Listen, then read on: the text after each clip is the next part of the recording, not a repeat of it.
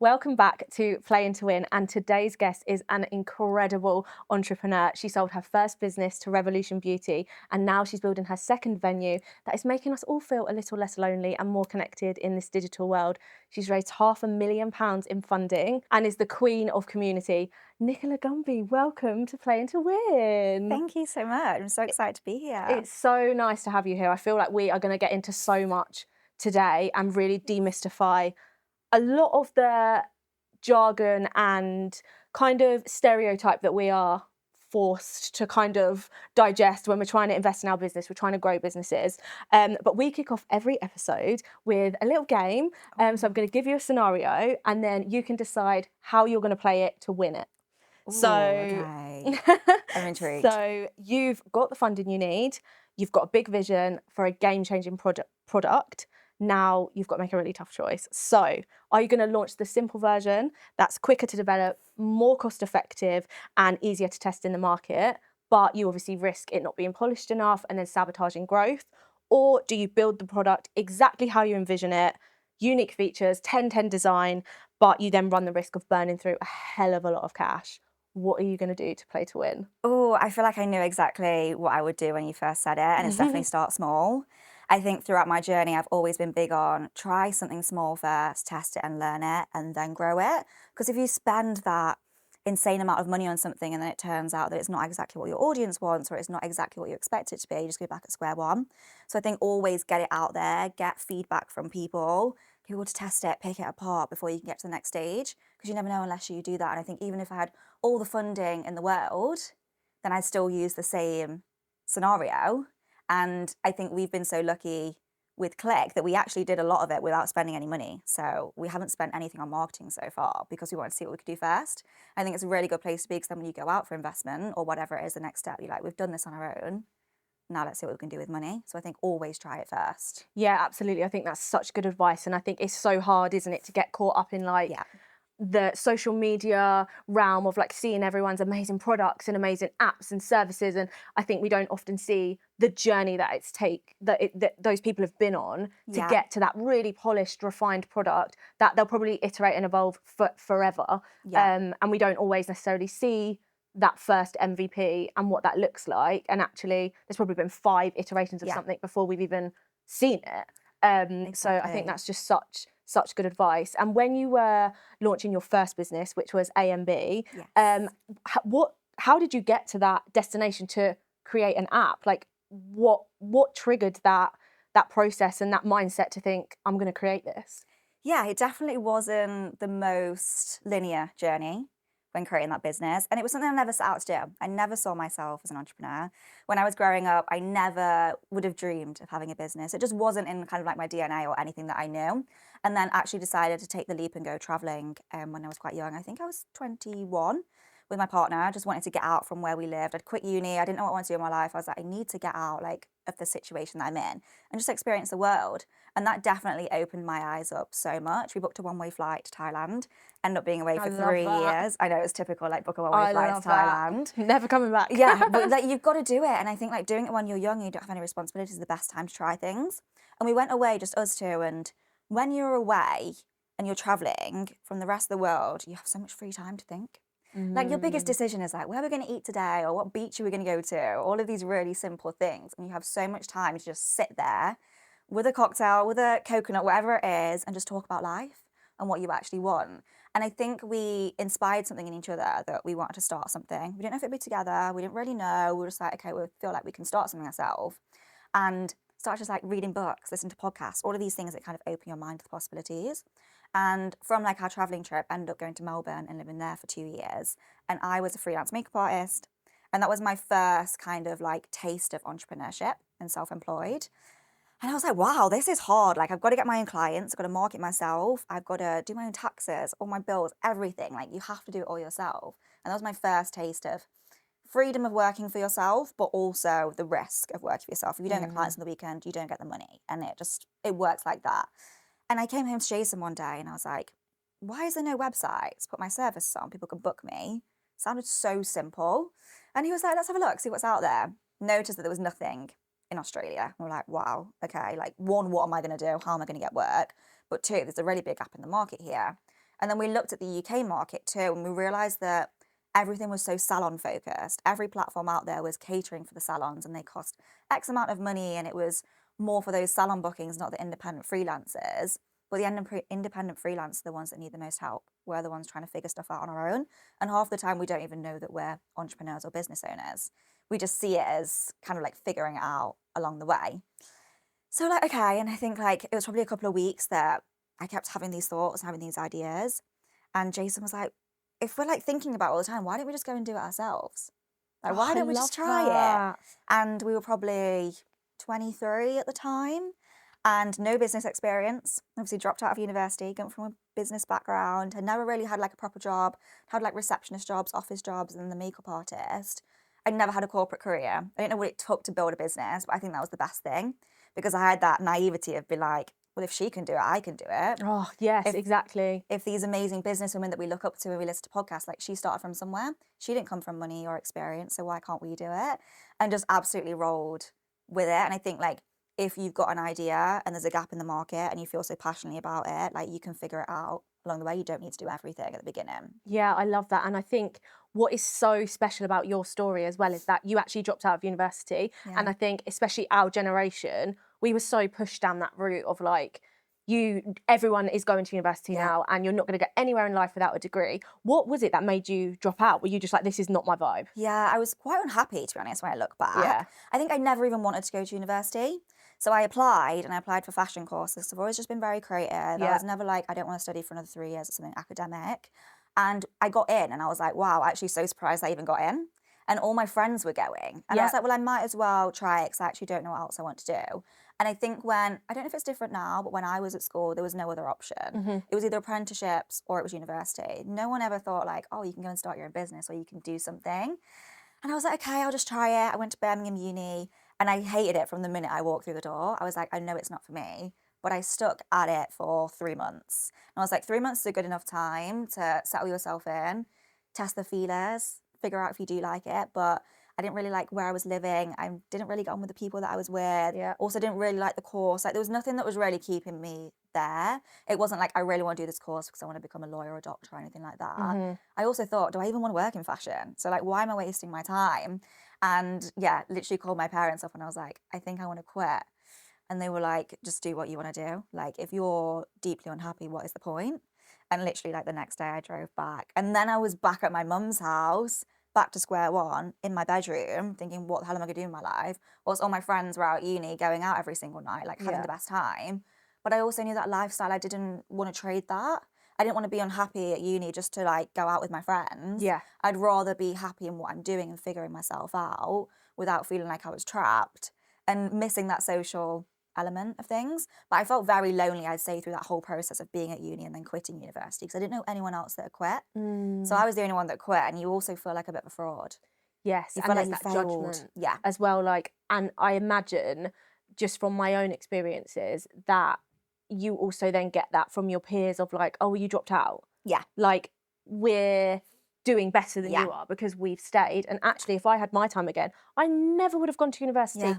Ever. And I was literally exactly the same as you, did a fashion course at Birmingham Uni. No way. Literally exactly the same. And That's crazy. yeah, like honestly, fate, the universe, we were meant to be together. No, and I would 100% not have done it because one, I don't even think it was really what I wanted to do. Yeah. I was academic and but also creative. Yeah. So then it was like, okay, if everyone's telling me that I need to go to university, I need to find something that's going to like scratch that creative itch. And what a waste of 3 years of like genuinely such a waste. And I think there was so many people around that time who maybe felt the same way as I did, who just kept going because they felt I don't know what else I'm going to do. Yeah. And actually you were brave enough to take that step back and question it. Yeah. And I think that curiosity and that bravery is what makes such a good entrepreneur. Yeah. And that point's been completely proven with what you've done. So you found the gap in the market with A and B and you are like, we're going to do this, we're going to create this app. And I think as well, something else that is so inspiring about what you've done is that a lot of women they contribute so much money to the economy through beauty and through the beauty industry. Yeah. And there's always that, like, I would just love them to know that you can be so much more than don't let anyone make you feel like you're just this or you're just that. Like, the beauty industry is a huge part of our economy, and you are proving the point of, but what now? Like, let's take that. I'm gonna open my own mind and think I can take this one step further.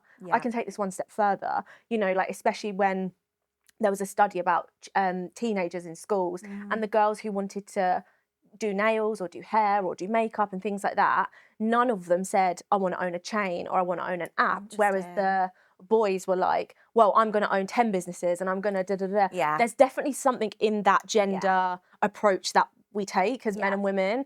But yeah, you've absolutely proven that there is more to that industry, and there's a lot of intelligence and a lot of business savvy in that space. Yeah, 100%. I think it has a little bit of a stigma Yes, if people absolutely. go into that industry because maybe they're not academic or maybe they don't have anything else to do. And it's definitely not the case. Like, a lot of people can make a lot of money from beauty and hair. And also, like, you're in an industry where you're making people feel good. Yeah. And like, when I was doing makeup, like, I do their makeup and like seeing their face afterwards and It's going to that confidence. event or that party or whatever it is and feeling amazing. I'm like, wow.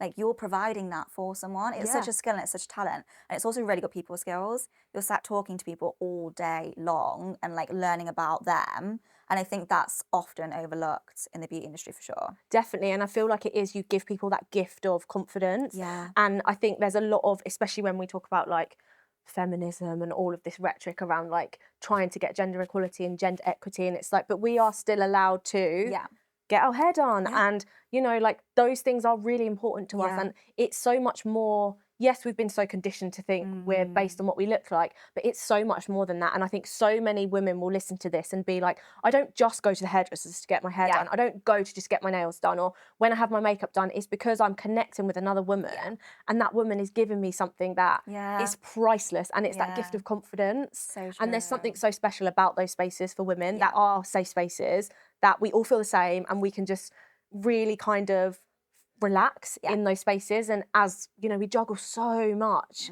as women and we're dealing with so many different things.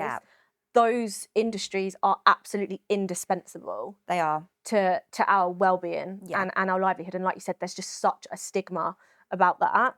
So next in the journey of A&B Beauty, what happened next? So you guys created an app, launched it? So at the beginning, it was actually just a website. Okay. So we saved some money to go traveling on the way home. So we're doing like Sri Lanka and Philippines, all these amazing places. And we end up cutting a bit of the trip short to spend a little bit of money on the business. So we bought like a MacBook and we found this guy on like, it was like freelancer.com that could help us build the website. Jason started learning how to code through YouTube, which we realised was a lot harder than we thought it was going to be. Can I just tell you, I also started doing this when I was building Ray, and I started trying to code myself through YouTube. It's a minefield. Honestly, and like, no one can ever see that version of Ray. Oh my God. Because I can imagine it was very similar to Jason's version. Oh my God. Like, not easy in the slightest. No, so hard. It's such a skill. And we were like, literally, how hard can it be to build your own website? We could do this. Yeah, realised it was very difficult. Yeah. So we started doing that and we were like, okay, we're coming back to the UK, so we have absolutely nothing to lose. We're not coming back to a job, house, anything like that. We're basically starting fresh. So like, why not? Why not try and make something? And it was kind of like our little secret. No one really knew about it. It was just us building it whilst we were traveling. And also we knew how much free time you had when you were traveling. So it was like, we might as well make the most of it. Like, half the time you just sat around doing nothing. Yeah. We might as well be working on something, drawing things up. And it was so exciting at that time because we'd never done anything like it before. So we're learning so much and figuring it out. But also it was like building like a little baby, like thinking of the logo, the colours, the name, all of these things. And it was so exciting when I look back and I'm like, wow, I can't believe we actually took that leap. Because I think that's one of the hardest things you can do, is making that step from having an idea to then being like, no, actually, we're going to execute this. We're going to do something about it. And it was very scrappy at the beginning. And I just started building a bit kind of like a social media presence of it. And I think because I knew where the beauty professionals were hanging out and looking for work, because I was one of them, I knew where to tap into these communities. So we started building like a pre-sign up list, just telling people what we're doing. Oh my God, if you'd have seen the first brand, you'd die. It was awful. I don't even think it was made on Canva. Like, I don't think Canva wasn't even. I don't think Canva even existed. Oh my God, are we building on like Word? Maybe. Like, are we? Yeah, okay. I can relate to this. I can totally relate to this. Not old, but I feel like I'm showing my age now. But I don't think Canva existed. So we're building this really, really basic platform. And we were sat in Sri Lanka one night and the website was ready and we were like, should we just launch it and see what happens? And you literally just press a button, turn it on, and that's it. Yeah. And you're like, wow, what next? Like, I feel like a lot of the big moments end up being such anticlimaxes. Yeah. Because as an entrepreneur, you're constantly on to the next thing. You're constantly chasing the next thing. Yeah. So it's like you do that and then you're like, okay, what do we do now? And we started getting sign-ups and we were getting like 100 sign-ups and it was like 500, then it was like 1,000. I was like, wow, people really want this. Yeah. Because this was just before COVID happened. And before COVID, like I said, everything's so salon focused. And there was all these beauty professionals really struggling because they couldn't cut through the noise through the salons. It was just what we were used to doing. We were used to going to the local salon as opposed to booking that freelancer. So I came back to the UK and I can't remember how many sign-ups we had, maybe like 800 to 1,000 sign-ups. I'm like, okay, we can really make something of this. Let's give ourselves 3 months, see what happens. But also coming back and being like, Mum, Dad, like we've started a business. Like they thought we'd gone absolutely mental. Like, how have you been away in Australia for 3 years? Like you come back and you've started a business. Like, have you been brainwashed? That was literally what I felt like. Do you know what? How not only can I relate to that on such a deep level with my own life right now, but also just like I hear that from so many people who, you know, when you have these big ideas and you're like, I'm actually going to make this happen, everyone thinks you are insane. And as we were kind of briefly talking about before, I think when you start to get, you step out of that comfort zone, everyone around you starts to feel uncomfortable too, because it's almost like shining, like holding a mirror up as well, almost. And I think everyone goes, that is so scary. Like, I can't let you do that.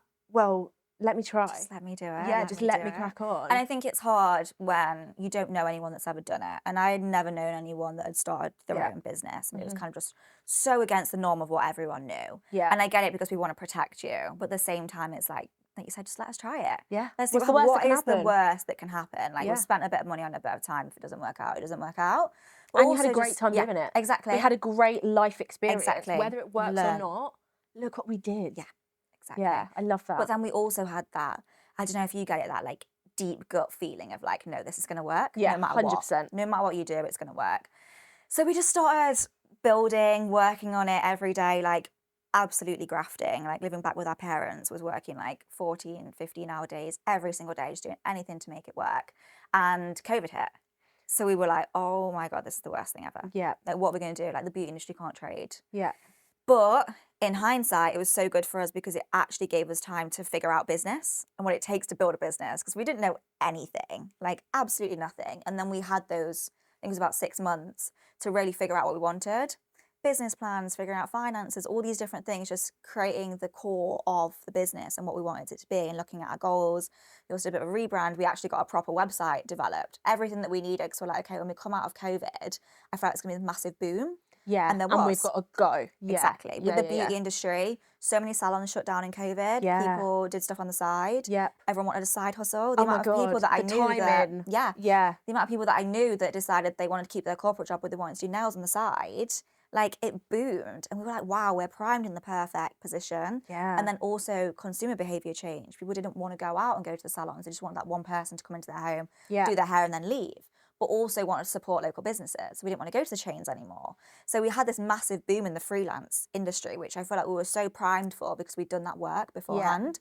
Maybe if we hadn't have had that 6 months off, we wouldn't have been in the perfect position because we would have just still been like scrambling, figuring out what we were. But because we had that time, it fitted so perfectly. And then after COVID, it just, completely took off and we were named one of the fastest growing beauty like marketplaces.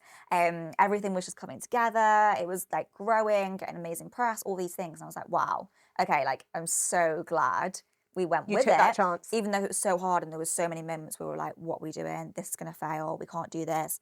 All the outside noise of people being like, what are you doing? Yeah. We just knew deep down that something was coming. Yeah. And I'm so glad we like carried on. And how did you guys, I think it's so lovely as well to hear like such a successful story about co-founders as well, especially being in a relationship, because I can imagine that can feel like quite a difficult dynamic sometimes, but also I hear a lot of horror stories about like co-founders who then part ways and everything and like how lovely that not only are you co-founders, you're in a relationship and look what you've built together. Like you said, you've built your version of a baby. Yeah.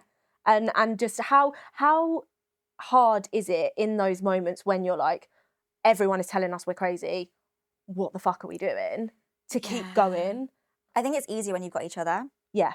And it's very rare, I think, that two people are going to be like down in the dumps at the same time. Like, especially with me and Jason, like we're very different personalities, we have very different skill sets. So it's very rare that both of us are in that down period. One of you can prop the other one up. So one of us can bring each other up, and we're very good at leveling each other out. Like if I know Jason's having a really bad day, I'm like, right, okay, I can't be off it today. Like I need to be on it. I need to bring him up. Yeah. Let's go for a walk. Let's talk about it. Like help him. And he's the same with me. And I think because we've been together since we were at school, like we've grown up with each other, but we've also like molded each other a little bit. So I think when you get together so young, you either grow together or you grow apart. Yep, absolutely. And because just life choices, all these different things you want in life. When you're so young, you don't really know what you want in life. And you become a different person as well, right? Massively. And it sounds like you two are so entwined within each other now at this point that you've made each other almost who you are. And I can only imagine that, well, it speaks for itself. What that's done for your business is incredible. Yeah. Because that could easily have been such a toxic dynamic and it hasn't. You guys have made it such a success. Yeah, I think it either like massively works or it doesn't at all. It's like make you or end break, up like isn't it? splitting up, because I think it is intense. Like I haven't got children, but I can imagine it's like having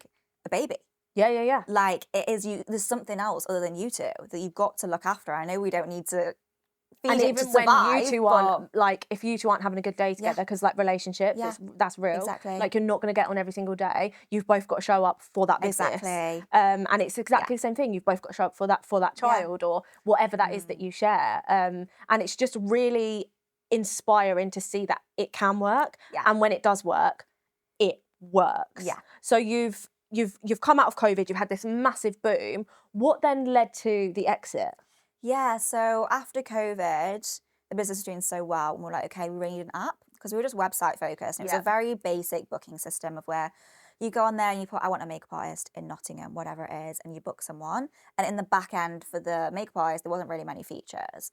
We were like, okay, if we want to compete with these big platforms, then we need more of a booking system. We need deposits, cancellations, all of that kind of thing. And I think like having an app obviously just made sense at that moment in time. So like, okay, we've spent our savings on it. It's growing really quickly. Like, let's get investment. And that for us was like, I didn't even know you could get investment for a startup. And also, this is what, like 5 years ago. So obviously investment has always been around, but I feel like it's only been maybe in like the last 2 years that it's really been like investment. Dragon's Den, Stephen Bartlett, blah, blah, blah, blah. Like, whereas before, it wasn't as widely spoken about or widely like promoted. So you both kind of took on that journey, like you said, not knowing what we're doing. How does this thing work? Absolutely nothing. And just learning from the ground up. And like, it didn't come from a place where I know many people that had a business or gone for investment or knew many people that had money. So I didn't really understand that world. And I think just tapping into that world of entrepreneurship and like reading articles and being on LinkedIn, all these places, I was like, okay, investment seems like a good next step for us. There was a lot of businesses that I admired that had done that. And I was like, okay, maybe we can do this. Oh my gosh, like what a minefield that was of having no knowledge of investment and then being like, we're going to raise money. One, you kind of don't even really know how much you need. You don't know what you value your company as. You don't even know what you're doing. You don't have a clue where to start. No. You don't have anyone to turn to. This is exactly it. And I think I've had a couple of conversations on this, on the podcast, and where we've basically been like, especially when you don't come from that background, you don't have any business expertise, you don't know anyone who's ever started their own business, ever gone for investment, or even has the wealth to invest in you. And I feel like we see so many success stories, but we don't see behind that in terms of there might have been some inheritance or whatever that looks like. But when you are literally coming from the bare minimum, so many shifts have to happen in the way you see money as well. And that sounds like the exact journey that you guys went through of just like, how does this actually work? So what was the first thing you did? First thing we did was we reached out to all of the VCs. So we got all the VCs, we literally got their email addresses, sent them our pitch, and just was like, we're raising money. What do you think? A lot of like no's came back, a lot of you're way too early, a few calls. And on them calls, even though we knew that this person probably wouldn't invest in us, just wanted to pick their brains a little bit. Just like knowledge learning is power. From them. Exactly. And just building that confidence of even pitching. Like pitching your business is one of the scariest things. And when you're in the early stages and you still don't really know what you're looking for or what you're doing, it is so daunting. So you've got to build the confidence and just speak to as many people as you can and pitch to as many people as you can and have people say no to you and have people pick it apart and build that thick skin. Yes. Because raising investment is one of the hardest things you can ever do. Absolutely brutal. It's like you're selling your soul to people, and they know the ins and outs of your business. They know absolutely everything for them to be like, I don't think it's going to work. And you've got to sit there and be like, okay, that's fine. Like, appreciate your opinion, and try and take something from the feedback that they've given you, see if it's valuable or not. Sometimes it's not, and you think, actually, that was a waste of time. Like, he doesn't know what he's talking about anyway. Yeah. Or you can take something from it and be like, okay, we can make that better. We can refine it. And also just trying to build connections. So finding out like who they knew. And the next step was LinkedIn. Like, LinkedIn is literally my best friend. Like, I love it so much. And just like cold outreach to any investor. And I think at the time I probably didn't even really post that much on LinkedIn. I feel like LinkedIn now is very different. People are posting a lot, building that personal brand. But at the time it was just like cold outreach, just sending messages to people and just having a little bit about who I was and what I did. And it was relentless. Like, thousands of connections were sent. Even sometimes they pop up now and I'm like, oh my God, it gives me the ick a little bit. Because I'm like, I can't believe I reached out to that person at such an early stage with the business that I had. But like, I just was like, what's the worst? Shoot your shot. Like, honestly, like, and I think that is so powerful in everything that you've said. You were just like, I don't actually know what I'm doing. And the business, I can totally relate to this when it's in that really early concept stage and you're like, I don't actually know what this is yet. And like, even the way that you speak about your business, the narrative around your brand, even that's not like, you're still trying to work out how you're going to position it and the narrative around it, the marketing messaging, and to be able to go, I'm just going to go for this and just see what happens. Like, that's a lesson in itself. Exactly. Because I was like, okay, if I send these requests and no one gets back to me, like, it doesn't matter. No, you've lost nothing. I don't know this person. I'm not going to bump into them on the street and they're going to be like, hi, I ignored you. Like, it just doesn't happen. No. I'm like, no one really cares. It's not that deep. But it does take a while for you to get into that momentum. And it was relentless outreach. And it was probably about, I think it was like 3 months of pitching, being told no literally like every single day and still not getting anywhere. And Jason was like, I don't think I can do this anymore. We went for this walk that we do all the time, like countryside near ours, around this same park. And he was like, look, I just don't feel like we're getting anywhere. Like, no one's clearly going to invest. Like, we've been told no hundreds of times. Like, it's quite soul destroying, isn't it? It is. And like, you really can take a lot of it personally. Yeah. And it's very easy to do that. And he was like, no, I can't do it. And I was like, no, we're going to do it. Like, give it one more week. Like, trying to be like motivational, like, it's fine. Like, what's one more week? Like, let's just keep trying. Exactly. Like, you don't know what's around the corner. Let's keep going. And I said the words like, we're going to love it when we make it. And we sat on this bench that we literally sat on hundreds of times, and someone had wrote, love it when we make it. No, they know. Yeah. I'll find the photo for you. It's insane. And he sat down and he was like, oh my God, Nick. And I was like, what? Like, literally panicking, thinking like, what's happened? He was like, we were speechless. Like, we didn't speak to each other for like 5 minutes. Yeah. Because we were like, and I literally just said those words, and we had sat down on that bench so many times, and it looked like it had been freshly like written on there with pen. We were like, what the hell? And that was a sign that we needed. Yeah. And we're such big believers in signs. Manifestation. Whatever is meant to be will be. Like, absolutely. The path will appear like when the time's right. And we went home, carried on as we were doing, and we got 3 offers the next week. After 3 months of no. We got 3 offers, and one of them was an acquisition, which also was something we never even expected. Had considered. Yeah. I didn't even think that was possible. But for us, it was kind of like, it gave us all the infrastructure we needed. It gave us the chance to take to that next level without having to do it ourselves. We didn't have to hire. We didn't have to get an office. We didn't have to do, like, raise again. We didn't have to build the app. They would do everything for us, and it gave us that infrastructure. And it was an absolute no-brainer at the time. We're like, wow, imagine if we quit on that day. Yeah. Imagine if I said to Jason, like, actually, yeah, I could just pack it in too. Like, what's the point? Yeah, 100%. So easy to do that. But for me to actually be like, no, we're going to do this, and then see that sign, and then carry on, and then that happens the next week, it's like, this proves it's meant to be. 100%. And I think so much that has really come through in so many different conversations, and I'm sure you are exactly the same, like both operating in this kind of space now. Like, everyone I speak to has some sort of story around manifestation, around energy, and even the biggest success stories on the planet have all come from that real gut belief of, even though my 3D is telling me this isn't going to happen, you still keep going. And that is why everyone just thinks we're fucking crazy all the time.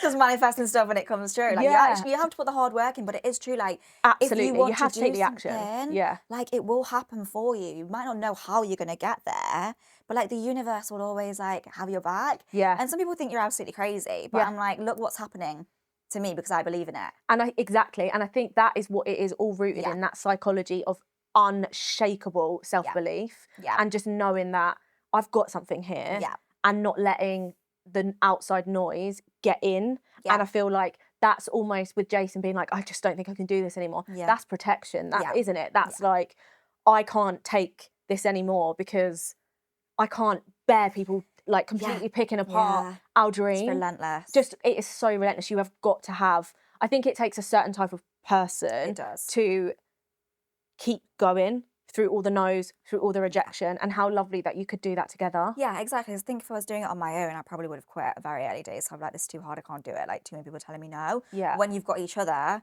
and you can be like, no, it doesn't matter what he said, like, let's just carry on going. So much easier. Yeah, absolutely. And I think when you think about in terms of the knowledge that everyone said, you know, you don't have any business knowledge, you don't have this.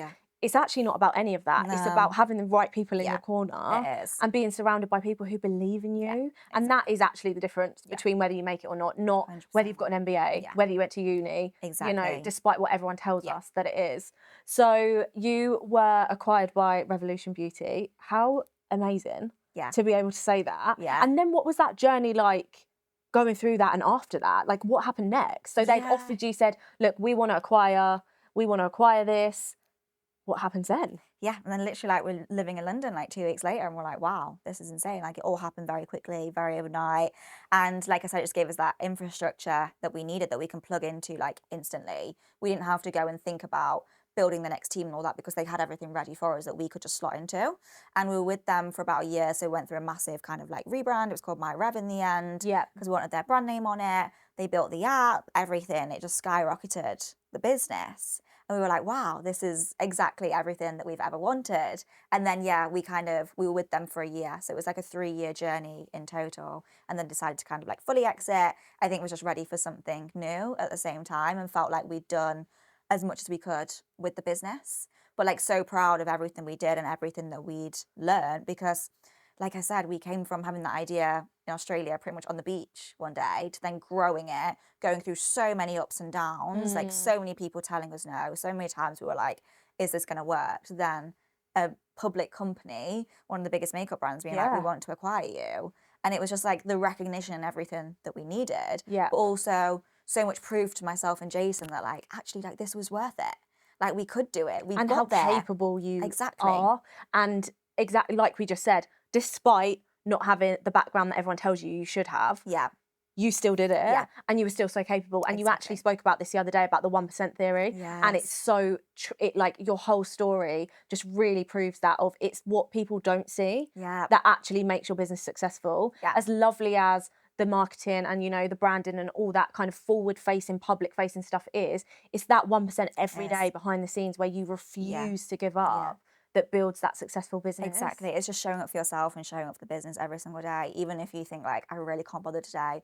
But even if you don't get that much done, it's fine. Like you've done something. Like the 1% really do add up. And it's something that I've realized so much recently. I used to feel really guilty about doing things. So even like today, I used to feel guilty of being like, I'm not sat on my laptop actually working, but this is a different type of work. And I've still done work today. I've still been on my laptop. It doesn't matter. You don't have to sit there for 8 hours straight, like driving yourself insane, staring at a screen to be working productively. It's all about working smart, not hard. Exactly that. And I think that is, we're so conditioned, especially when we come up through the school system and whatever, like we're so primed to be workers. And especially like me coming from the corporate background, that thing of being sat at a desk 9 till 5, that is working.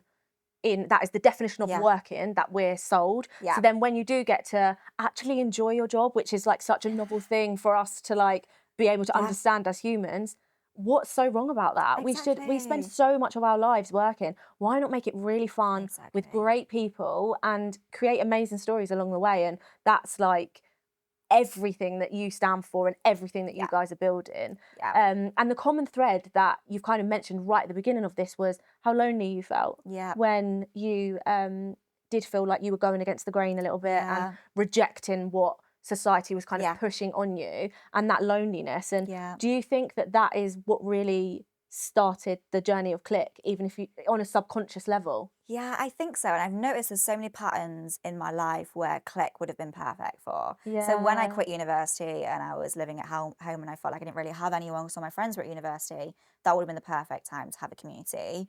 Then when I went traveling and moved to Australia and we didn't really know anyone there, that'd be the perfect time to have a community. And there's so many moments in my life where I was like, wow, Cliq would have been so powerful for this, to me to find the right people, even like building the first business, finding a female founder community or an entrepreneur community would have been so impactful. But there was nowhere really to find these places. And then when we finished with the first business, we had so much free time and we're like, right, okay, what on earth are we going to do now? Like, I don't know what I want to do. Like, what is even out there for me? Like, I've had the best time. I've learned so much. Like, I want to take it into something else and I want to do something else, but also wanted to enjoy the process of getting to there, and also the process of not really doing much, because we've been so busy that we hadn't even met anyone new in London, really. We'd been on the business so much that it got to the point where we wanted to meet people and we were like, how the hell do you do it?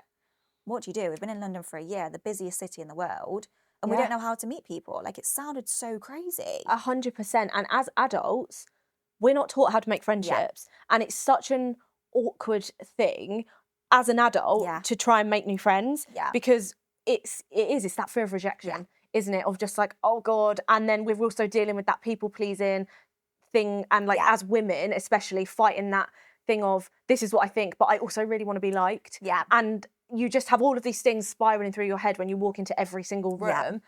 And we don't know how to make friends. And I can totally relate to that. When I was living in London, it was exactly the same thing. Like, it's the biggest, busiest, most highly populated place. And you can feel so lonely. Like, it's probably one of the times when I felt the most lonely, even though I was surrounded by so many more people than ever before in my life. And was that the real moment when you guys were like, we got to do something about this? A little bit, yeah. Like, we had these thoughts in our mind of like, how can you meet people? The apps are really rubbish. Like, no one uses Facebook groups anymore. Then there's like the dating app style Bumble BFF. Swiping for friends. I was like, there's all these things. And then I was going to like every single female founder networking event I could find. Probably like 5 times a week at one point, because I just wanted to meet people but also get inspired to see what I wanted to do next. And I was like, oh my God, half of these are waste of time, waste of money. Like, I can't stand there with like a sticky name tag on me with a like rubbish glass of Prosecco another night and like speak to people that I'm not gonna have connection with anyway. And we went away again, so we were like, okay, like, let's go away. Booked a bit of a one-way flight again, went to Bali. I love this. I feel like if this is the secret to success, everyone just needs one-way tickets to Bali. Oh my God, yeah. Sign me up. Honestly, open your mind, you'll love it. But no, went away because I was like, okay, I just need to put my phone down, get out there again and figure out what we wanted to do. Like, we didn't really know. And it was buzzing in us about kind of social media, how we're addicted to our phones, we can't put our phones down, all of these things. It's really hard to meet people. And then when we're in Bali, like, they have such a good community. So like, you'll be sat in a coffee shop and someone will come up to you and be like, hey, what are you working on? Or like, just something. Like, someone does that in London, I'm like, what do you want? Why are you talking to me? Like, I don't want to talk to you. And it's such, have you noticed that as well? Like, obviously being from Nottingham, down south, it's even more, like, it is, everyone's don't look at each other. Don't, no eye contact. Don't speak to me. If you say hello to me, you're probably weird. Like, it's honestly just like such a, you can't connect with people. It's really difficult. It's so strange. Then we were in Bali and there was like loads of run clubs. People were out because obviously it's hot and everyone wants to look good. And it was just this really nice community feel. And I was like, wow, this is so cool. Like, so many people are just coming here on their own and making a friend the next day and then doing all these amazing things. I was like, is this happening across the rest of the world? And then was looking into it and noticed that in London and cities, there was a few community groups like popping off. And it was mainly like the run clubs. I think this was when this run club era started. This was beginning of 2023, I think. And I was like, but if you want to go to a run club, how do you find one? Like, you've got to sit on Instagram scrolling, trying to find the right one. Or like some random Facebook group. Exactly, Facebook groups. And then when you find it, it's like, how do you actually book onto a run? How do you do all these things? And I was like, okay, one, it's really hard to meet people. Two, there's nowhere for these communities to exist. And communities is such a good way to meet people. Yeah. Like, instead of going on like a one-on-one friend date and being like, I don't know anything about this person, it's also quite unsafe to meet like a random person Absolutely. in a cafe.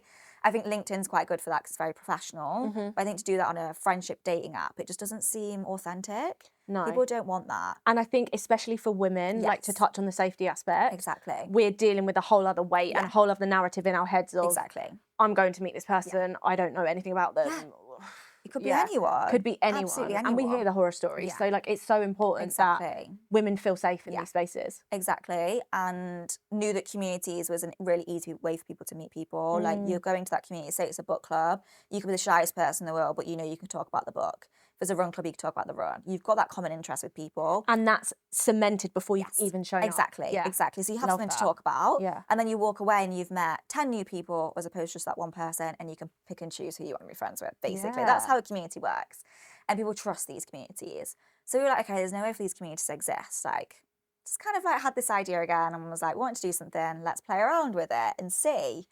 And looked into the other apps out there, realised what they were doing that wasn't working and what was working, and just started drawing up some ideas whilst we're in Bali.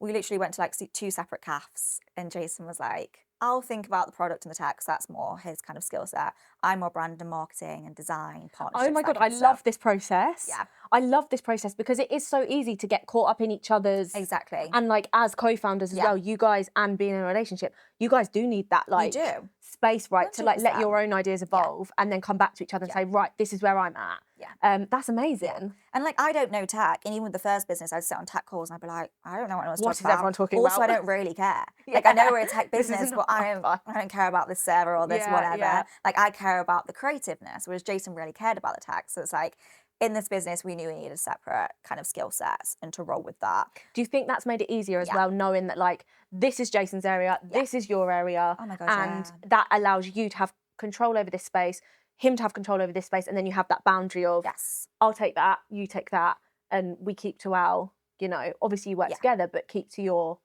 areas of... Yeah, because in the first business, we kind of both was doing a lot of everything. Yeah. And we didn't have separate skill sets. We didn't really know what we were interested in or what we liked. We wasted so much time. Yes. Like, I wasted so much time sitting on the tech calls where I actually didn't even really need to be there. Yeah. And he wasted so much time like looking at things that I could have just focused on. So I think like the first business allowed us to really solidify who we were as founders and what our skill sets were. So when we had that idea and went to 2 separate things, and he started designing the app and I like drew up a brand and a logo and a name and everything, and we came back together and put it together, we were like, oh, we have to do it. Literally, we have to do it. Like, let's go back home, let's go back to London and let's just do it. And that's how it was born. And I think the risk had gotten easier because we'd done it before. You'd got way more comfortable with that, Exactly. So we even knew like how to set up a business, how to register for things. Where in the first instance, I'm like, what do you do? You're just Googling absolutely anything you can find. Oh, yeah. This time we knew exactly what we needed to do. So we're like, okay, we're actually in a really good place now to be able to build a business because we've done it all before.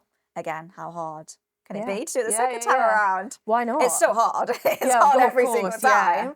But you kind of have those foundations, that core of the business. Do you know You've what you're created doing? that evidence bank as well to yourselves to be like, Exactly. we've done this. Yeah. Yes, okay, we know how to do X over here. We still need to figure out why, but actually we're already starting, look how successful our last business was. We're already starting off further ahead than we were then. So oh my God, let's push this and see how far this can really, really go. Exactly. So yeah, we came home and we spoke to everyone that we knew. We had like a basic deck with like some app screens on and we're like, what do you think? Like, shall we do it? Shall we not? We knew we were going to do it. Yeah. But we kind of just wanted to lean on the contacts that we built and get a little bit of validation this time because the first business we did it all in secret and then launched it. And everyone was like, what are you doing? Why are you doing this? Even though if people would have still said the same thing, we would have gone it and done it anyway. Yeah. But it's just nice to know that you've got that support network sometimes. So I went out to people and also understood that it wasn't just a problem for us. It was a problem for everyone that we knew.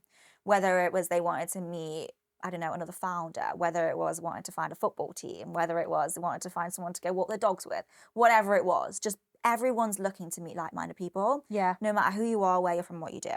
And we realised that and we're like, wow, okay, this isn't just a problem for us, our generation, it's a problem for everyone. And everyone can slot into that in some way and knew that, okay, we really have the ability to change so many people's lives with this. I think with the first business, there's only so many beauty professionals that you can target. Yes. And there's only so many people that will actually book Mm-hmm. beauty treatments and have that disposable income. With Cliq, we were like, wow, this opens up the market so massively because it's relatable to so many people in different walks of life. And I think as well, when you were validating your idea, because of that, you could just go to your mates and be like, what do you think? Yeah. Or like anyone who you knew, doesn't matter who they are, Yeah.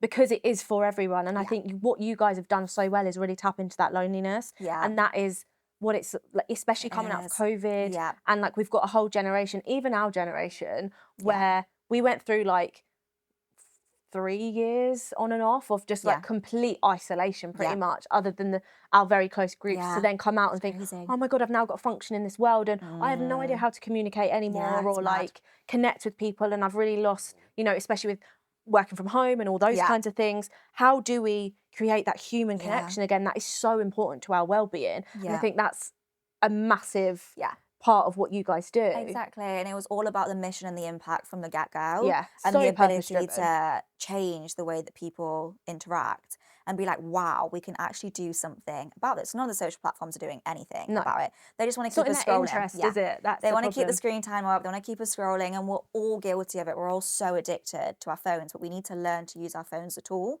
and to actually put it down sometimes and meet people and be out in the world. And me and Jason have always said, like, when we have kids, do we want them to be on TikTok or do we want them to be on Cliq? Like, you choose Cliq.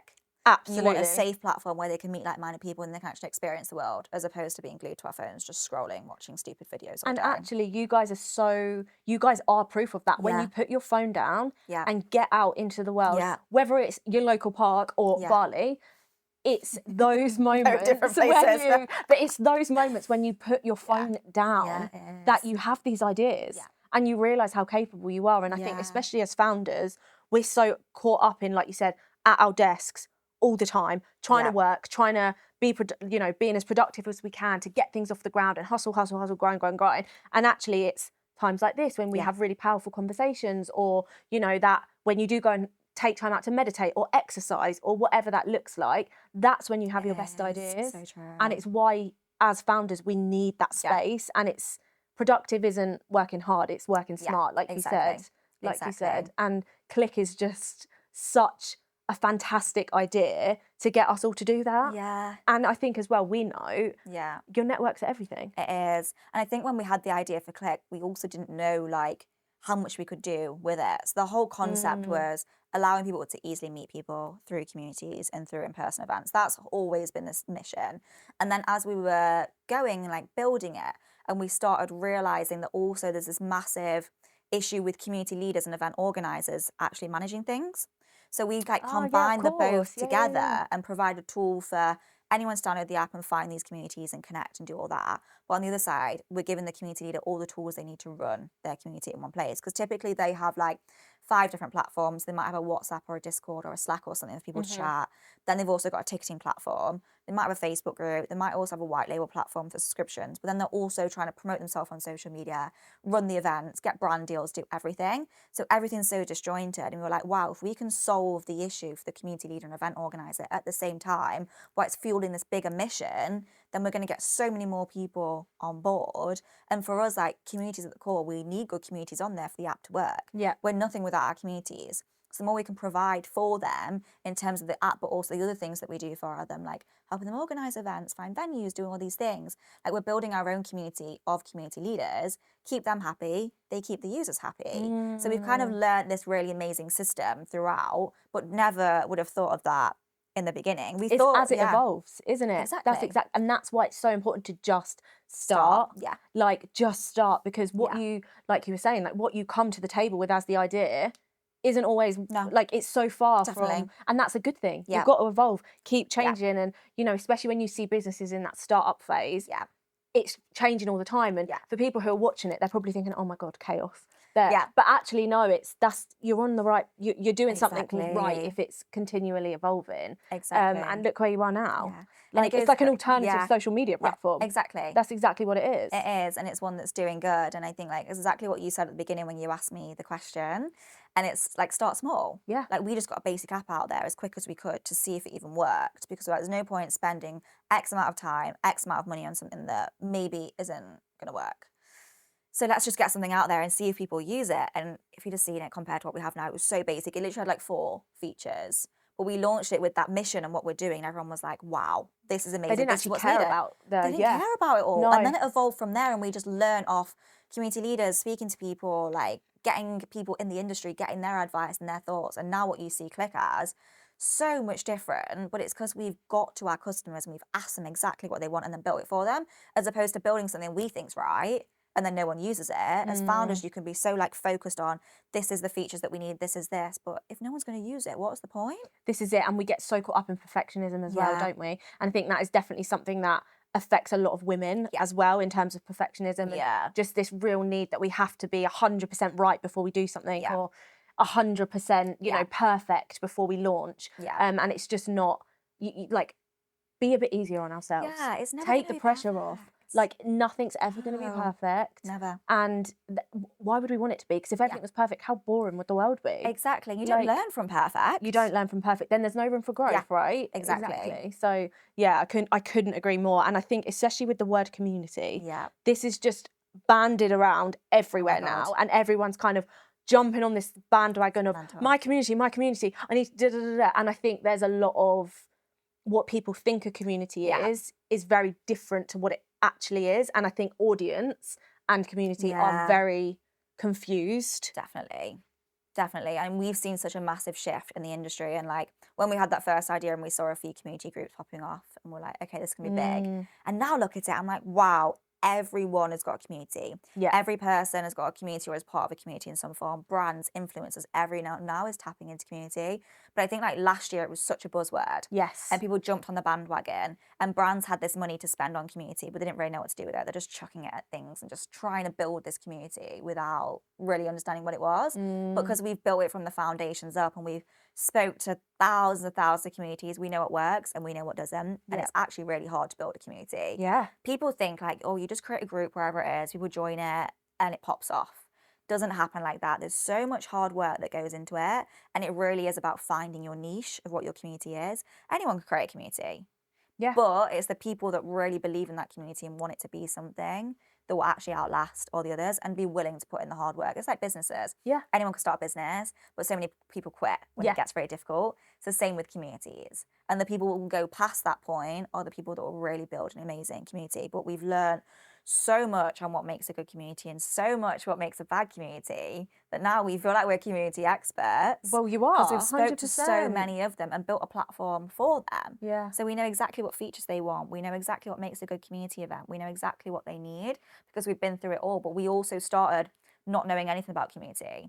Like I'd never really built a community. With our previous business, there was a bit of a community element for the beauty professionals because we started doing events and they could chat with each other and they could speak to the team, they could create content. It was a community, but I'd never done anything at this scale and never really had my own community and learned exactly from the beginning what it takes to build one. And now I feel like I could go and start a community tomorrow. I have my own community for female founders, Supper Club for female founders. I know exactly what works because I've studied so many communities in this past year or so that I know exactly what to do. That's it, exactly. And I think when people think about community, they attribute followers or likes or, you know, the traditional social metrics that we've all kind of been told is how we validate our worth as founders, as you know, people of influence, whatever, content creators, but actually it is so different from that, isn't it? Yeah, massively. And I think now we've seen a massive shift with influencers creating their own communities because they understand that an audience isn't enough. They understand if they put something on stories now, people probably aren't going to buy it as much as they would like 3 years ago.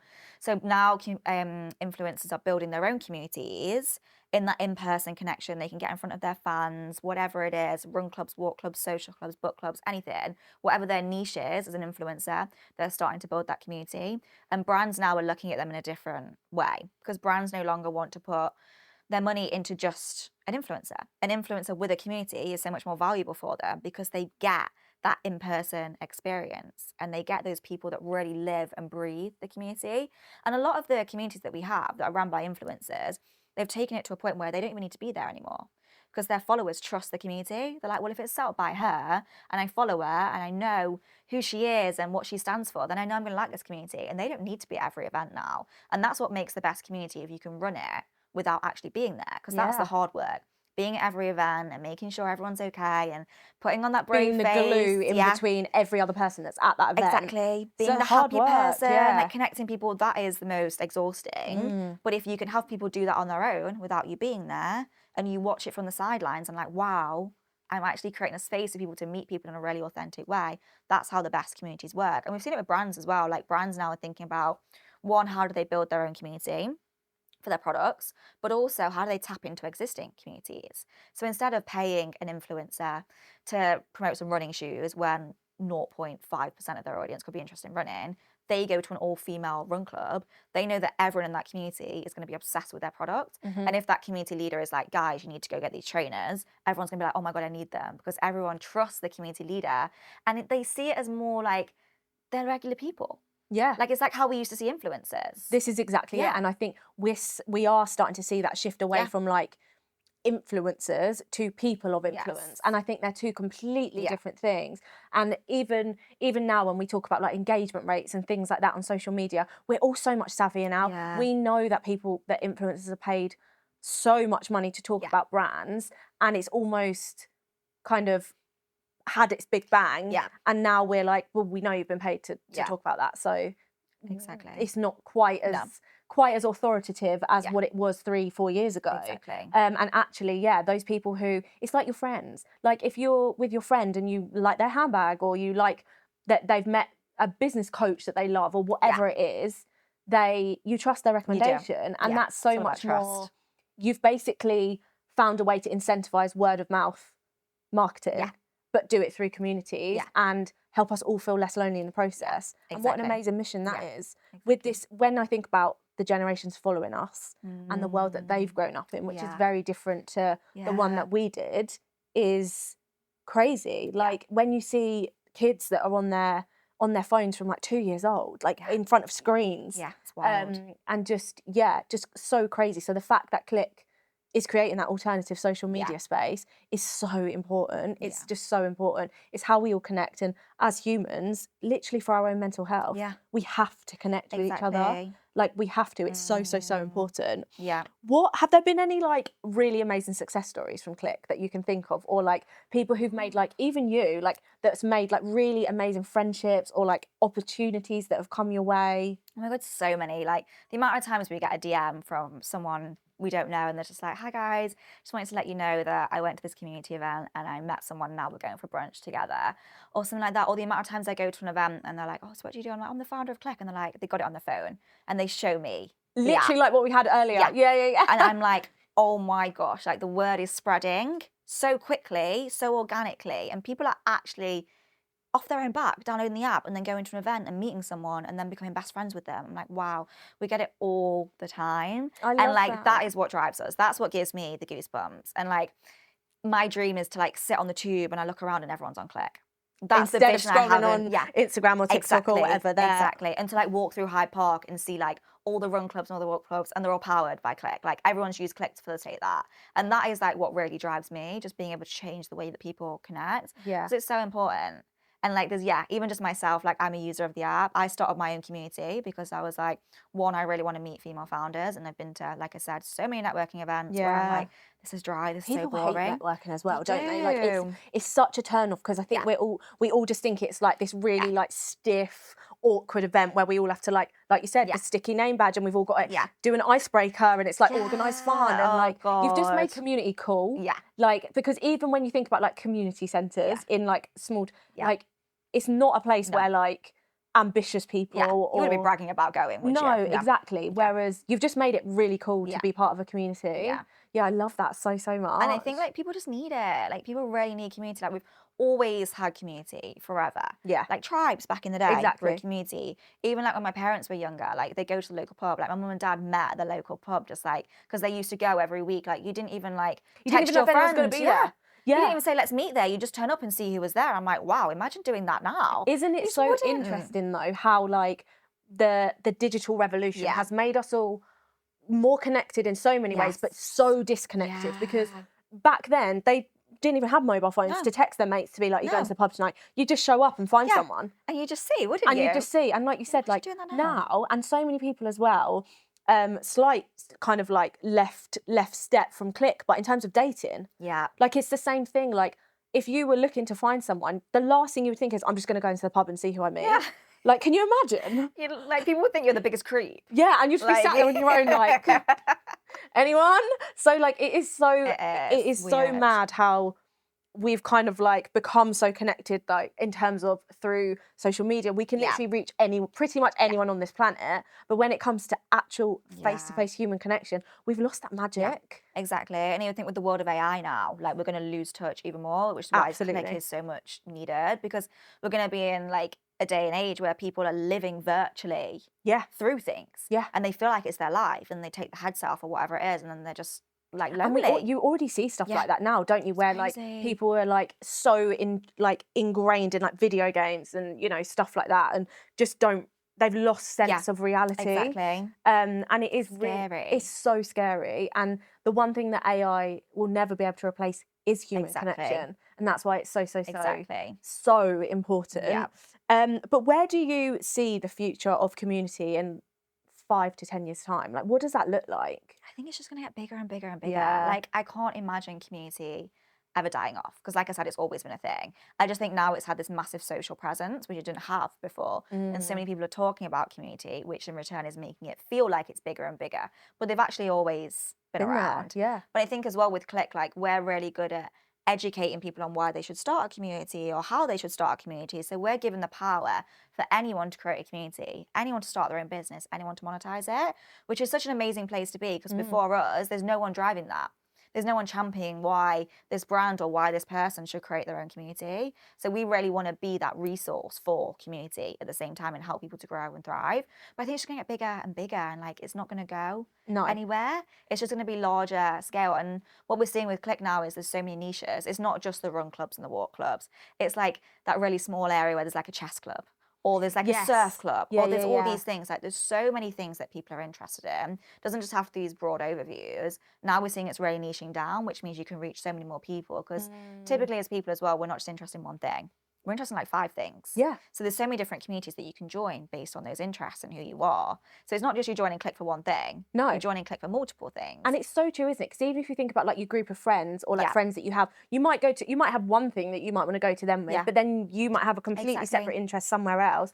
And same with them, that they're not going to come with you, but actually you can go on Cliq and find your own little community, and we don't have to be in these boxes all the time of like, I only like Pilates, but I actually want to go to a run club as well, or whatever that looks like for everyone. But you're so right about communities. Like we've always had it. It's actually something that in the tribal days, women were in charge of the communities. That was our absolute superpower. And it's just so interesting to see it evolve in 2025. But do you think that social media can ever, if the social media platforms we know of now, can ever evolve to meet those needs of community? Or do you think it's going to take mass kind of adoption of things like Cliq in order to get there? Definitely. I don't think the big platforms will do it. No. I think they know what they're doing, and they've got people hooked. They've got people addicted. Why would they want to get people out from behind the phone now? That's what fuels the fire.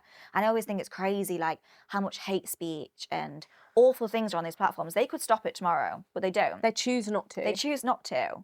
And people don't want that anymore. People want safety at the same time. And I think if these other platforms was to do it, no one would trust them. I think a few years ago, Facebook tried to go back to like, it was called like Facebook Campus they built. And it was basically like communities for universities. Yes. It flopped within like 6 months, because everyone was like, why would I use Facebook for this? Yes. You're also targeting an audience that had never grown up with Facebook, whereas I grew up with Facebook.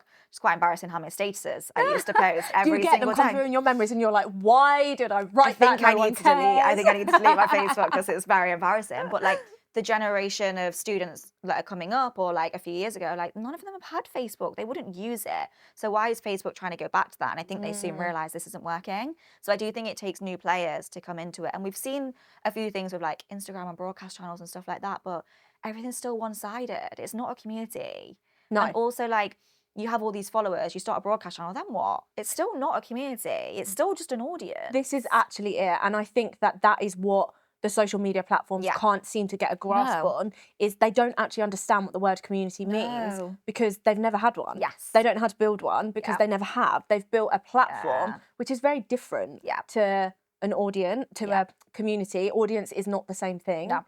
And I think that's what's so special about trying to build communities in real life with the tools of social media and digital connection to help build that. I think this is the future of social media that we're going to see, 100%. especially with Gen Z and kind of the other generations coming up behind them. Have you noticed that Gen Z take on, like, have you got quite a lot of Gen Z on Cliq? Do you find that they really... they love it. And I think as well, there's been a massive trend in people like drinking less. Yes. So typically, like, when we were at university at that age, we were going out like 4 nights a week. Getting absolutely smashed. Do you know what? It actually really troubles me how much I didn't care about my health when I was in my 20s. Mental. I'm like, compared to now when I'm so like, that less. Can't touch me. Like, I know. But now the generation and Gen Z now, they're drinking so much less because they're more focused on their health. They realise what it does to us. More educated. Exactly. So a lot of the communities that we see, I think like 95% of our events don't involve alcohol that people put through the platform. I love that. It's all like meetups and stuff like that that don't involve drinking. Whereas I think when we were younger, the only way to meet people was by drinking. It was going to a bar or going to the pub or going on a night out. Yeah. Whereas now there's so much more people to do. Yeah. And I think they're really championing that, which is so nice. And we're finding that they're really adapting to it so well. Because when we spoke to a lot of university students and we were like, what platforms are you using? And they'd have like Snapchat and they'd have Instagram and TikTok. That's the only platforms they were using. But that's just to keep up with their friends. Yeah. That's just to be scrolling. That's just to be watching people they don't know. Like, it's not actually about connection anymore. You wouldn't like DM someone on Instagram like, hey, do you want to go for a drink? Like, you find that so weird if someone did it unless they had an intention behind it. So people aren't actually meeting people. Whereas I feel like when we had Facebook back in the day, it was all about connecting with new people. Yes. So you'd see who was at the other schools in the towns and connect with them, and you get a friendship request and like chat with people that you didn't know. Yeah.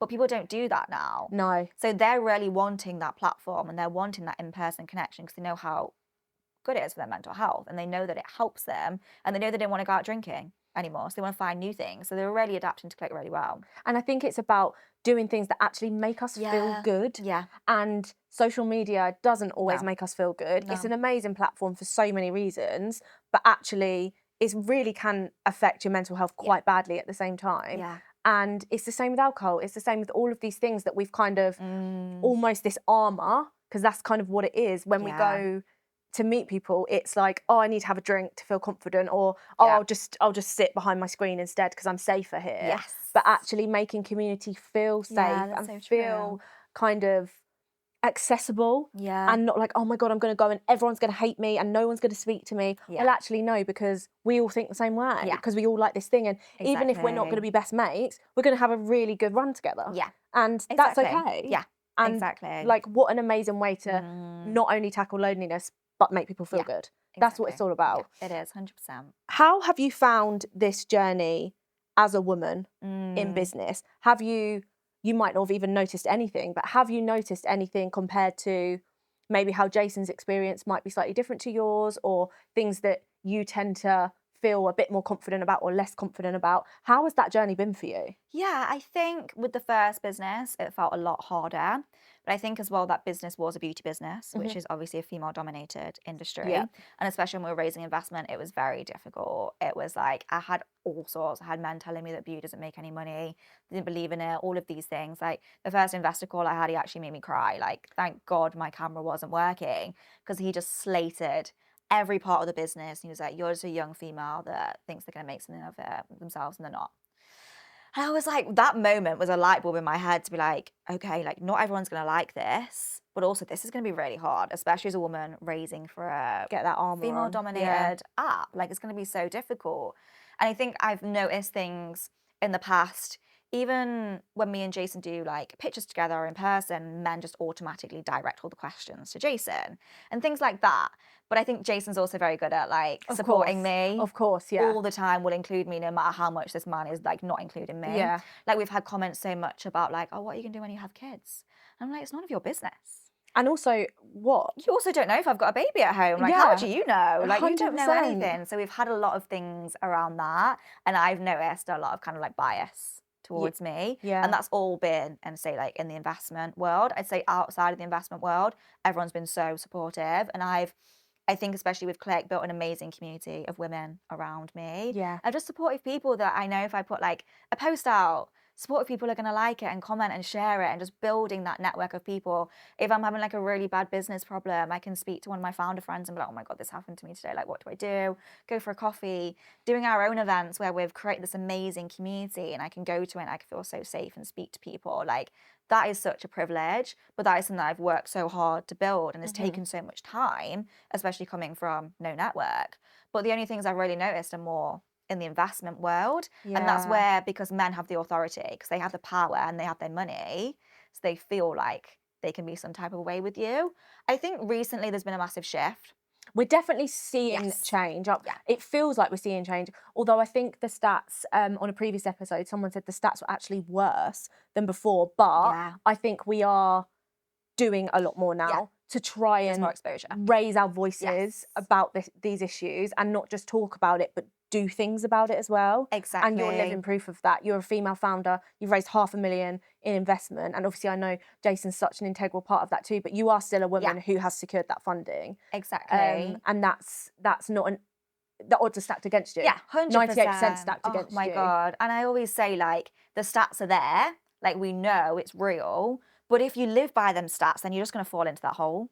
Yes. If you're constantly thinking like 2% of funding goes to female founders, I'm never going to get part of that 2%, we're never going to raise the bar, it's never going to make change. Like, we need to focus on the positives. We need to be like, we can change this. And the only way we get more female founders invested is by becoming founders ourselves, having support networks, supporting our friends, supporting other women, and building that up. Because if we don't do that, then no more women are going to be able to invest, because no one's had successful businesses where they can invest. The only way we do it is encouraging more women, like, take the risk, do it, build a support network. That's so important. And surround yourself with the right people to get you to that point where then you can have a successful business, and then hopefully in the future you can invest into other females. But until that happens, we just got to keep going, keep pushing. Like, we can't fall into that vicious cycle. And the stats are there and we need to like acknowledge them, but you can't focus on those stats. I completely agree. And I think I'm actually so sick of hearing gender gap. Gender gap. Because when you're going into a pitch to get investment, I don't need to be stood there thinking, okay, there's a 98% chance that this isn't going to work. I need to be stood there thinking, there's a 98% chance that this will work. And I think they're so useful in so many different spaces, especially an educational space where we're trying to get people to understand the barriers and try and change the landscape. But in terms of actually walking the walk, it is about just go for it. Get more money in the hands of women. So more people in charge of investment rounds, more women who can look at a woman and go, I understand this problem because I am a woman and I get it and I get why this is needed. Let's go. And you're so right. It's just having that confidence and bravery to go, I'm actually going to reject the stats and go for it. Because if you don't, it's just, I wonder how many like amazing ideas have just like gone to die. Oh my God. Because women have come up with these amazing ideas and then just gone, I can't do this. And then just, disappeared. Exactly. And that's the thing. So many people have amazing ideas, but so many people, men and women, anyone, don't do anything about it. It's so true. And it's crazy because, like, I think everything in this room now has been created by someone. Everything in the world has been an idea in someone's head and they've made it a reality, no matter what that is, and they've become successful from it. And I think, like, if you have that idea, just go for it. But it's so easy for me to sit there and say that, because when you're that person that feels like you can't do it because the odds are stacked against you, maybe your family don't support you, maybe you don't have the money, whatever it is, it's very tricky to get over that line. But I think until we start sharing our stories and inspiring people, that's how we get people to do things. And that's what pushed me in the beginning. If I look back at myself traveling, listening to, like, I don't know, Grace Beverly's podcast, all these people being like, wow, she did it, so why can't I do it? And it is just inspiring people is like the biggest gift you can give. This is it. And I think having these powerful conversations around, like, that really do lift the lid on, like, what it's actually like. There's no trust funds here. There's no inheritance. There's no big kind of pile of cash that everyone, like, this has completely been built from the ground up.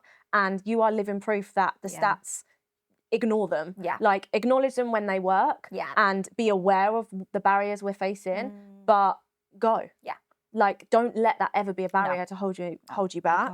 And I think as women, like, there's so much that we juggle anyway.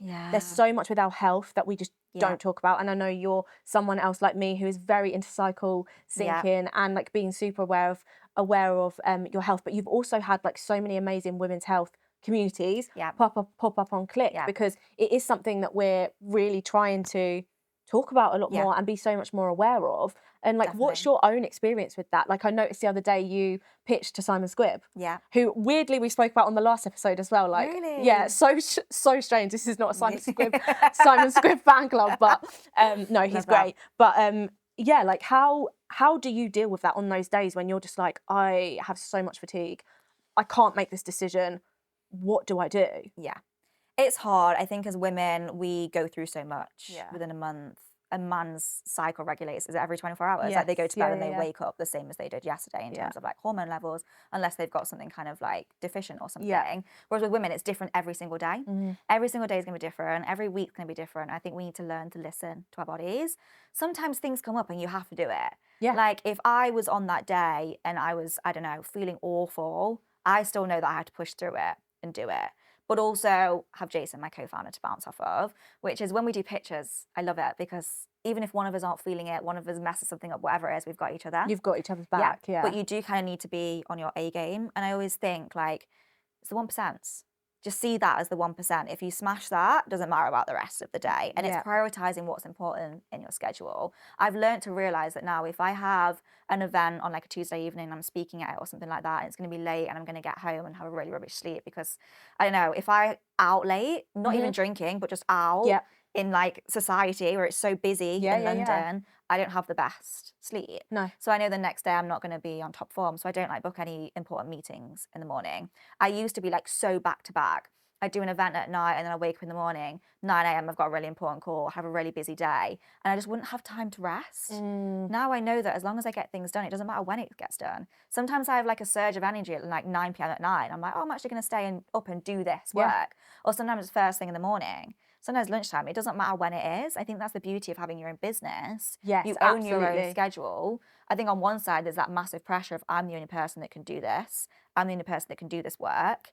But also like, what amazing that I can do it whenever I want. Yeah, exactly. There's no 9 to 5. Yeah, and I think the 9 to 5 is so not built for us. Like you said, like men have that 24-hour cycle. Like they're perfect for the 9 to 5. And consistency. We know we have to be consistent, but our bodies aren't consistent. Every day is different for us, so we have to be consistent in listening to ourselves. And I think that's our form of consistency. And like you said, if one day you're really productive at 9 p.m, great. Like if one day you're not, also you just want to sit and watch TV with a bar of chocolate, like that's also fine. That's also totally fine. And I think it's like so important to be putting out energy in the right places at the right times. Otherwise, like you said, you're then just going to burn out. Exactly. And being back to back, trying to like force that productivity all the time. It's like we're driving a car in the wrong gear and just expecting the engine to not break down. Exactly. Like it's exactly that. And I think if you can do it with your crazy schedule and all the amazing events and stuff that you go to, it's so possible. And I think that is why we're seeing so many women for multiple reasons, but a lot of women now are starting their own business. I think there's like record highs of females starting their own businesses. And I do think there's a lot in that around whether it's because they've become mums or whether or whether it is just, I need to be able to own my own time because this is not serving me mentally, physically, emotionally. So yeah, it is just such a healthier way to live. And have you noticed that makes you a better leader as well? Yeah. I'd say so, definitely. And I think something I've learned recently is that you can't be 100% of everything all the time. Like you can't be the best at work and also hitting the gym 5 days a week. And also, I don't know, being the best partner and seeing your friends and having a social life and then going to work events and doing all these things. Like you can't do everything 100% all the time. No. Something's kind of got to give. And I always think like if I'm having a really, really busy week at work and I've got loads of events, I'm probably not going to the gym that much. But that's fine. If I've got a more quiet week where I'm working from home a lot, I'm like, right, okay, prioritize my workouts. And I think that does, in return, just make me happier, which makes me better for my team. It makes me more productive. It makes me actually want to work. Whereas when you're back to back all the time and you're constantly chasing the next thing, you're just exhausted and you're like, I'm not enjoying this. And you can't show up in as your best self either. No. Like you just can't. No. It's so difficult. And like there's a reason why we say health is wealth. Like your health is the most important thing. Exactly. If you could go back and tell your younger self one thing, Oh. what would it be? Oh, if I could go back and tell my younger self one thing, probably be like, care less what other people think. Oh, yes, I love this one. I was very much, when I was younger, like, I wouldn't dare put something out because I'd be so scared of what people would think. Mainly people that I knew as well. I was always so scared of their opinions. And I don't know why, because now I'm very much like, there is an element of when you post something or you do something, you do want to know like what the feedback is. Yeah. But it's not like I'm obsessed with it. And I think as well, social media has trained us Yes. to like, our validation is through how many likes we've got. Exactly. Yeah. When that really doesn't matter No. at all. And I think it's just, caring less what other people think, like staying in your own lane. If you want to do something, go for it, do it, try it. Like, you're never going to regret trying something. You're going to regret the things you haven't tried. And I'd hate to be like on my deathbed and look back and be like, I wish I did this, this, and this. I wish I lived my life a different way. Like, that terrifies me. That's gives me the scarier shivers than not doing it, Yes. right? Like the fear Exactly. of taking a risk and doing something, it's so much scarier. I feel exactly the same way. It's so much scarier to think, oh my God, I never did that, and now I can't. Exactly. You only get one life. Exactly, you do. And I think like it's so easy to trap yourself in that mindset of not doing things because you think other people aren't going to agree with it or like it. But at the end of the day, like, it's your life. You're the only one driving that. Yeah. And you're the only one that can really like facilitate your own happiness. Oh, I love that. Yeah, it's so true. And I think as well, I've definitely found it easier speaking to, at panel talks or whatever, speaking to a room full of people I don't know than people I do know. Oh my God, yeah. There is something in it that when it's people you know, that fear of, oh my God, what is everyone going to think? But like you said, it's your life. Yeah, and exactly. I guarantee you no one's thinking what you think they're thinking. No, like, exactly. It's always and even if they the are, case. who cares? Exactly. And Like, also they who forget cares? about it tomorrow. You're the only person sat thinking about it 6 over and months over down again. the line, like laying in bed at night, why did I say that? Yeah, exactly. But no one else remembers it. And like, I do agree with you, like speaking in front of people I don't know is so much easier because they don't have that perception of you. Yes. They've never met you before. They might have a bit of an idea in their mind of what you're like. You can show up who you want to be, not what someone else has kind of perceived you to be. And very lastly, if you could sit down for a coffee with one woman, dead or alive, who's it going to be? Oh my God.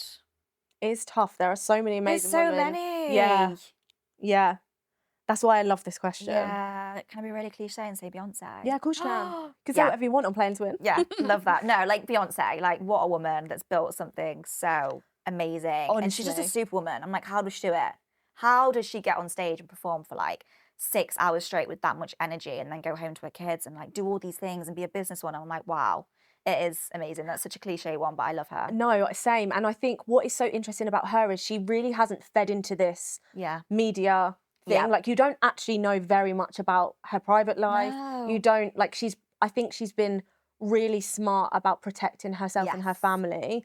And she clearly doesn't feel the need to, and that's why I'm like, she doesn't need our validation. Like, she's fucking Beyonce. Like now she doesn't need to post on social media. She's all good. She's doing like country music now. Yeah, and I'm like, that is so far from the Beyonce we used to listen to like 10 years ago. And also, she doesn't care. care. You can pivot at any time in life. Exactly. And no matter what box or cage anyone has put you in, if Beyonce can break free from it, oh my God, we all can, right? Thank you so much for coming on Playing to Win. It's been such an amazing conversation. So much value, and just really the importance of us all just being more connected and supporting each other. And I think that's the real root of all of this, is that just big each other up. And, you know, if your friend's doing something cool, support them, go to their events.